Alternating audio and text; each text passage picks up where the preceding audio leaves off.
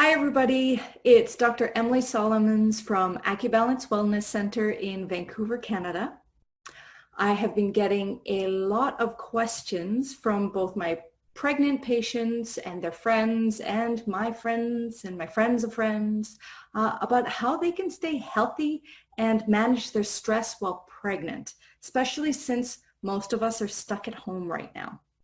So at first I was really reluctant to create a video because I feel like we're getting a lot of videos right now everywhere we look, but I realized that I needed to get over that and say that I see you, I hear you, you're scared, you're confused, you feel alone or unsure of what your pregnancy will look like or what the childbirth will look like. And so I want to say I apologize for taking so long.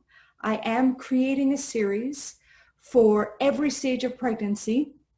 That's we're going to offer it for now for free online for anybody who wants to see it. But today I'm going to talk about being healthy and stress management while pregnant.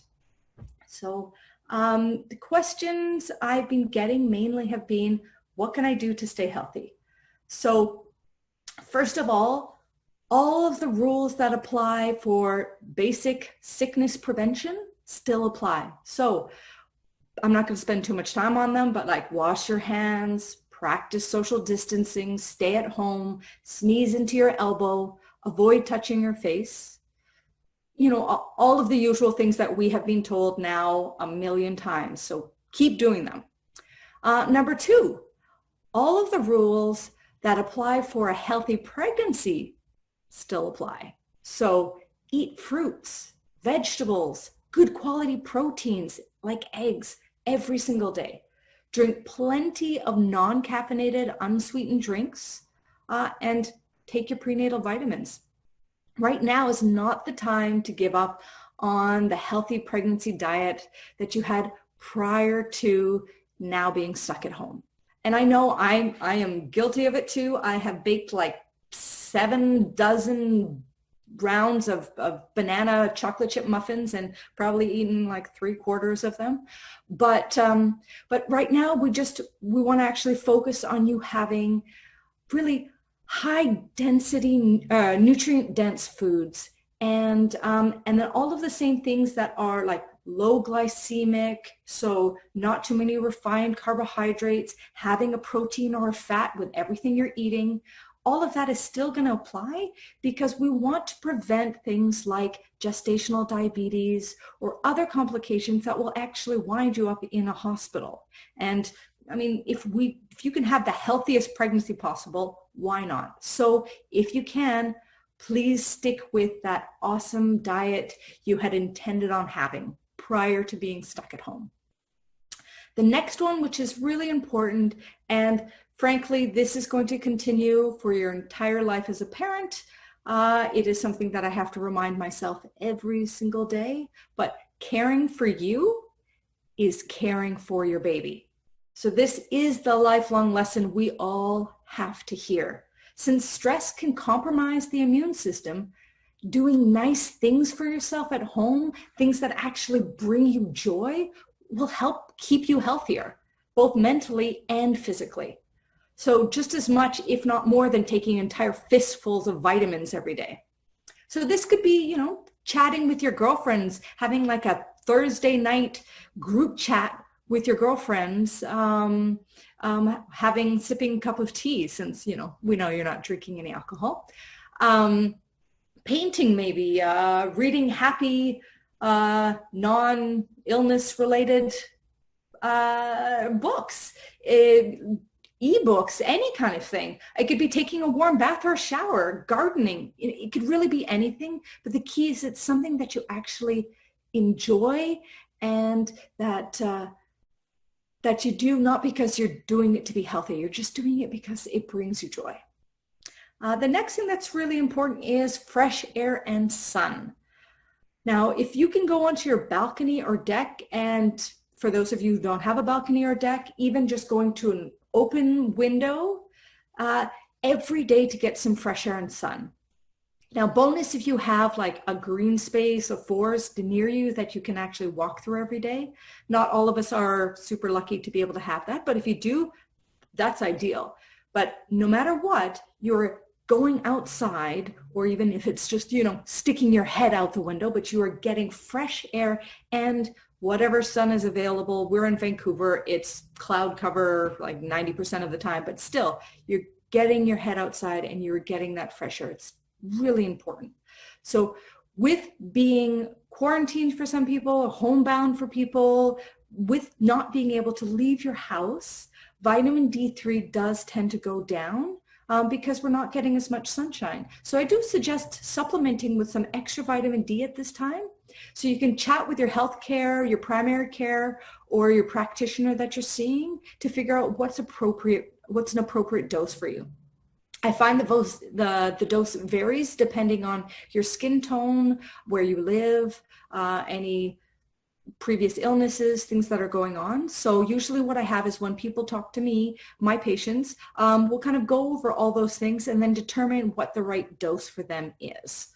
The next thing that I would suggest is movement and exercise. So the same thing that I was talking about before. Us all being stuck in our house means we're not moving as much. It's just, there's a lot of this couch that's happening. And so what we need to do is we need to make sure that you are moving and you are getting exercise every day. For those in your second and third trimesters, that's the most important time. First trimester, a lot of sleeping happens because basically it feels like you've been shot with a sedation dart. But come second and third, the more you actually are active and move, the better you feel in the last parts of your pregnancy. So I suggest finding really fun ways to get active in your house and around your house. So if you don't live next to that wonderful hiking trail, or you're not really into the traditional online workout videos, or maybe it's not your thing to put on a prenatal yoga video, which for anybody interested, if you like those things, they are great options. But for the people who are not as into those things,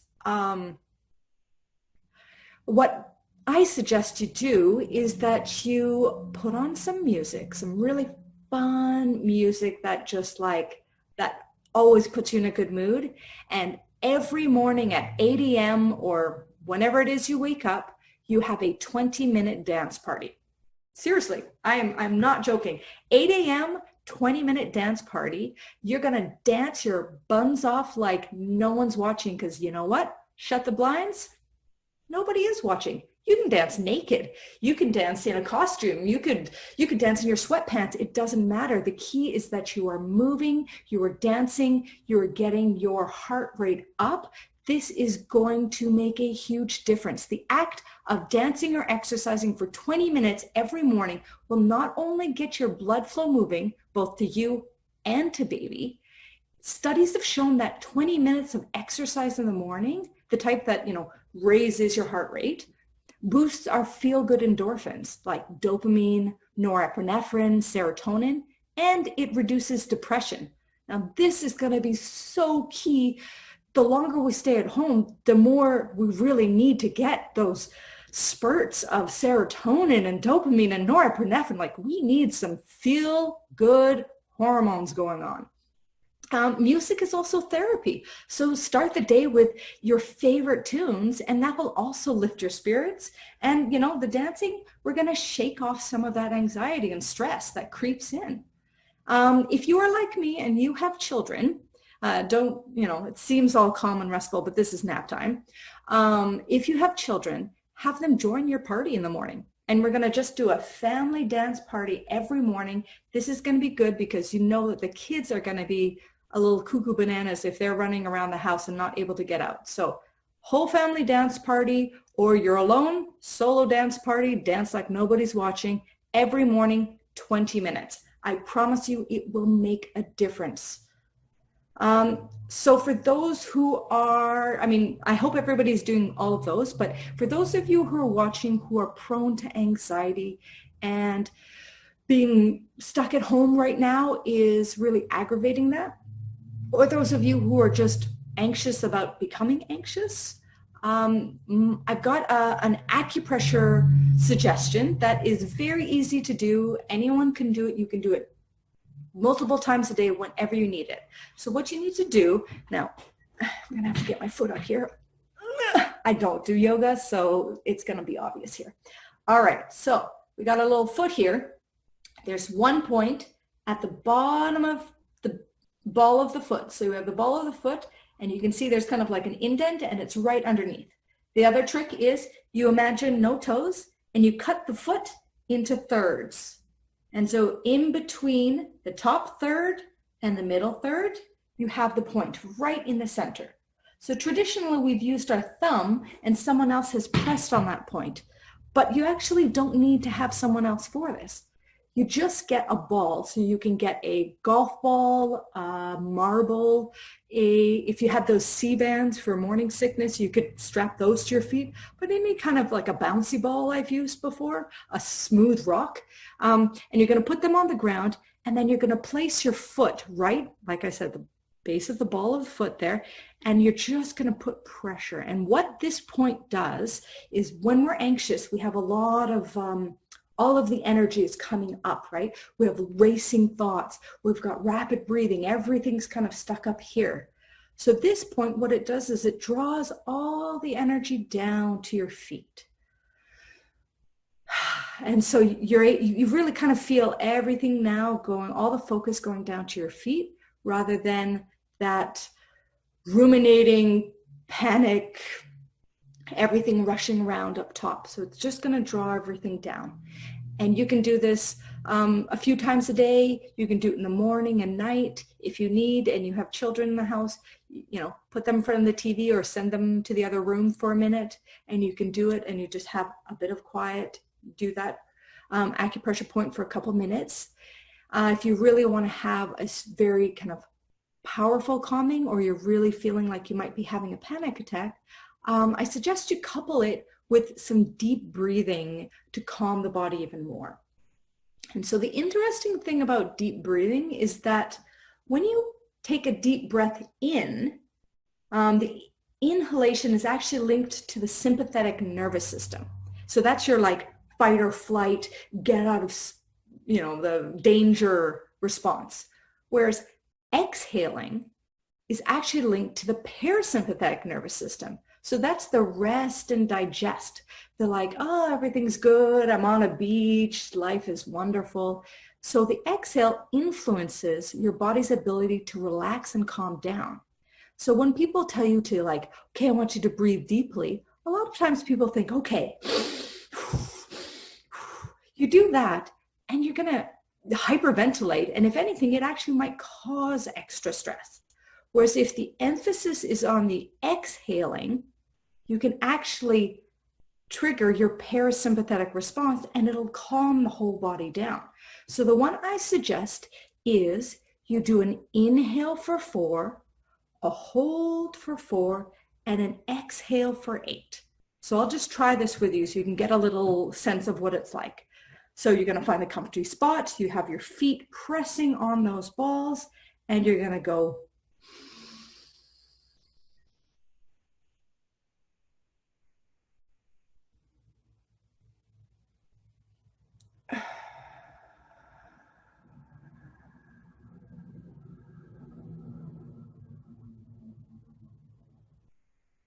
And then you're going to repeat.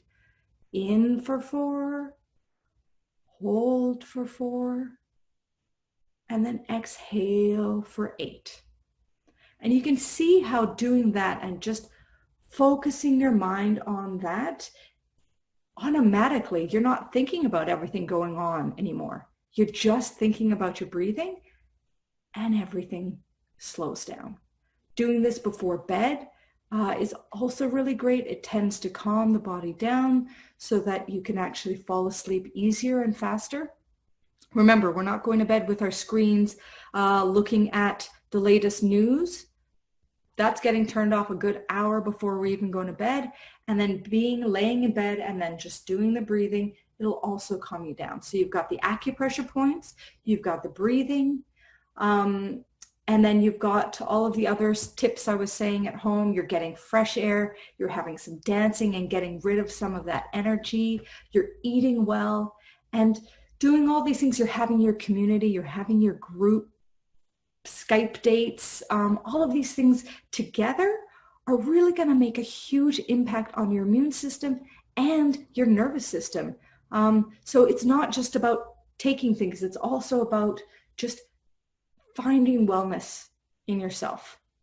Now, if you are interested, if you have specific needs and you want to know how to support your pregnancy in a way that more caters towards whatever is going on in your life, at Acubalance, I am doing online virtual consultations, but for all of you watching this, a lot of you have practitioners that you're already seeing that you love, and so check in with them. Maybe they're also doing online consultations. So if you have someone who focuses in pregnancy and is offering online care, take them up, because really now is the time where I think we all need to reach out and seek care from each other.